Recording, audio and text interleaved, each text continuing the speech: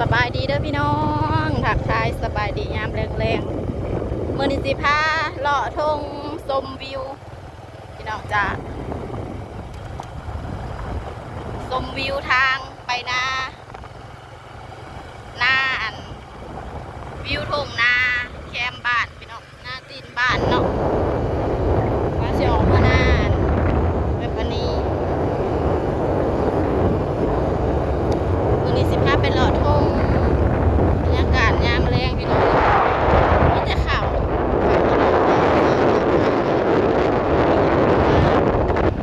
น้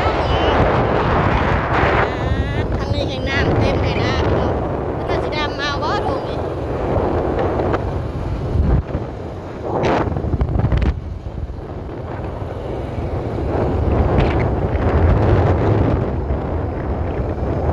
บรรยากาศดี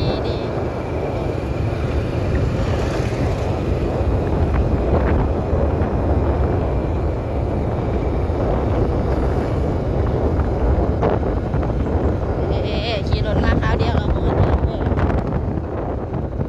ระหว่างทางตอนนี้เป็นเวลาประมาณ5 โมงแรงพี่น้องแต่ว่าแดดยังแจ่มอยู่แต่ว่าอารมณ์บรรยากาศดีอยู่จ้าแดดแต่ก็มีลม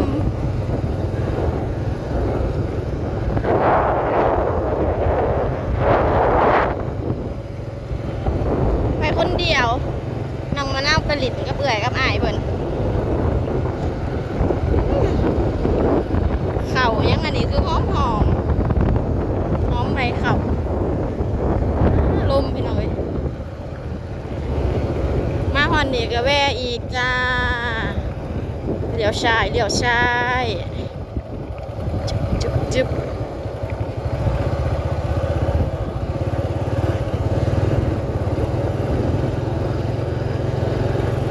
หน้าก็อยู่ใกล้มีฟืนมีไฟใส่สะดวกสบายพี่น้องเอ้ย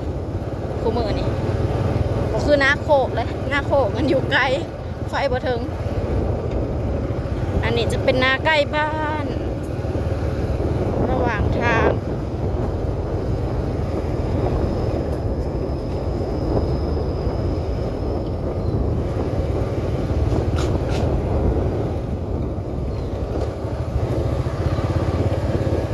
เห็ดยังเนาะ ไปหาไอ้ปลางก่อน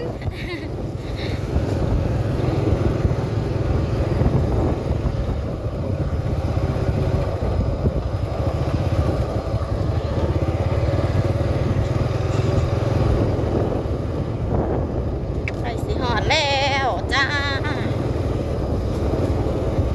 แต่ปนี้กับน้องเทนเพิ่นเฮ็ดอันน่ะเฮ็ดขนมแหนบแล้วก็สิออกมาเอาขับปลายมาให้กับอันนี้เลยเอาขับปลายมาแลกขนมจุ๊บ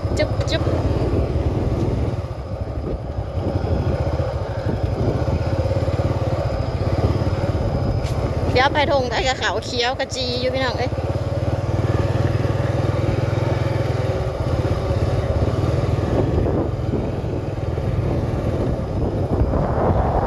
ขับรถมือเดียว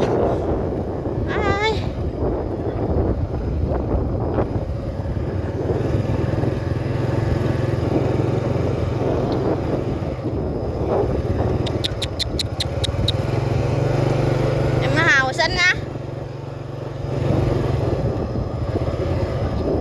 ว่าคุณทำอะไรกัน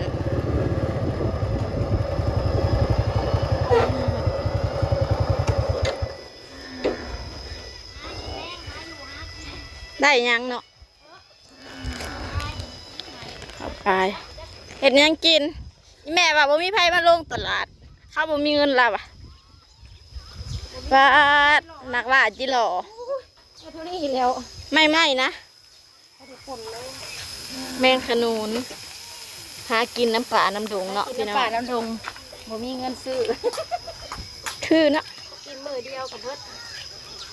เป็นยังไงบ้างคะเอาไม่เล่าน่ะคนไข้เอาเหล่าอีกบ่เอาปฏิเสธเศร้าเลยบ่ถ้าเมื่อยเลยบ่ทางไหนเห็นยังแม่กับลูกนะเอาเป็นยังไงนะ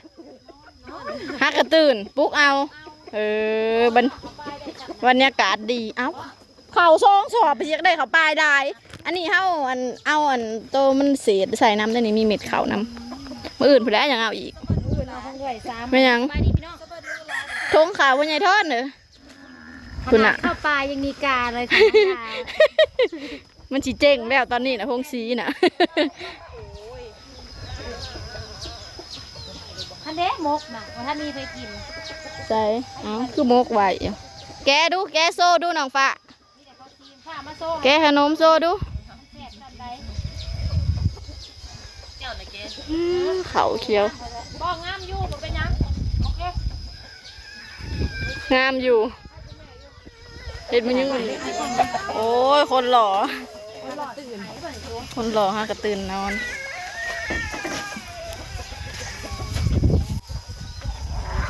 ฮัดหมอขนมนะ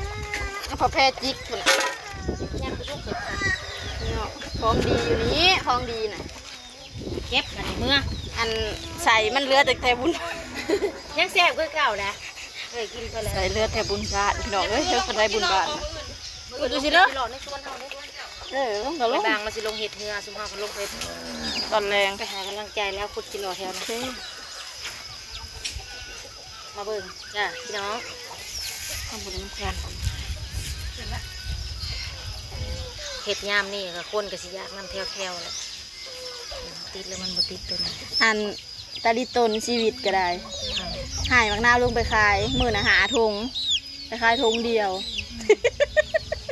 วันมือนี่กับมักนาวหาทงแต่ขายสองแต่เขาวเจ้าตะวันบ่เบิดเท่าเลยซีหายไปขายหาทงบ่ได้ขายจากทง แล้วตัวนี้คือติด ตาลิตนค่ะ แต่ละอันคือบ่ติด เป็นตลอดอยู่บ่ชีวิตนะ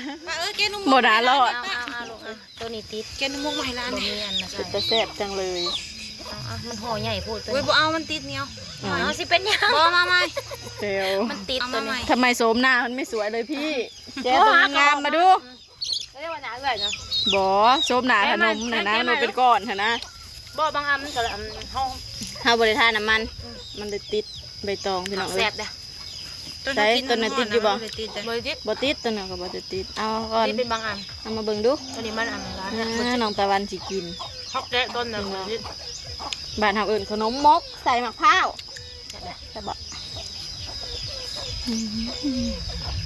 แต่เดี๋ยวเบิ่งเพราะว่า ข้าจับ บ่ได้ กอง กินกันมาอัน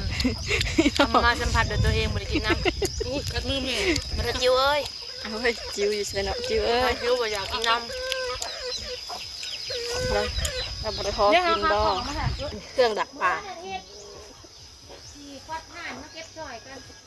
บ่กิน บ่ เล ได้ติ ย ดเด้อค่ะงามเลย เอากูไปบ่อิ่ม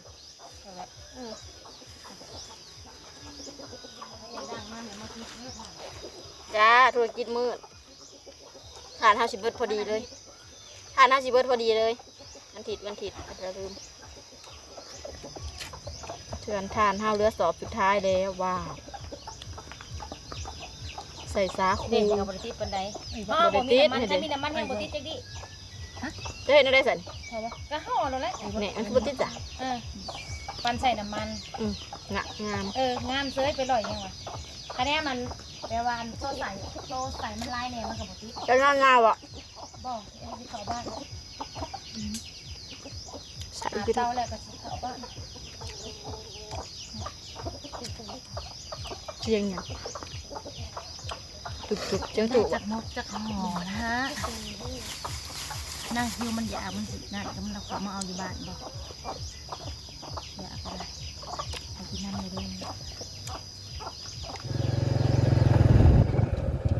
มาเบิ่งวิวขากลับพี่น้องตอนไปกับตอนกลับเป็นต่อกับแสงกระเวนได้ขนมมาให้พ่อใหญ่ทอดกับเด็กๆ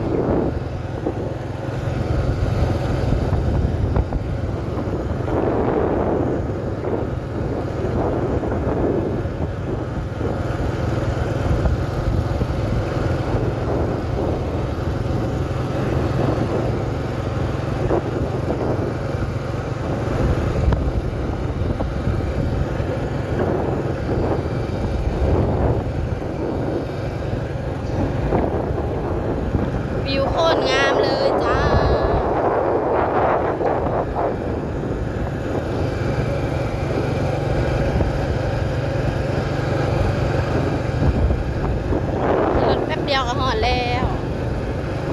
เด้อพี่น้องสำหรับคลิปนี้ดาวก็ขอจบคลิปไปเพียงเท่านี้กันเด้อจ้าวันนี้ก็เป็นวันตลาดที่มาหอนี้ก็จะเห็นปั๊มน้ำมันแล้วก็ตลาดที่อยู่ฝั่งนี้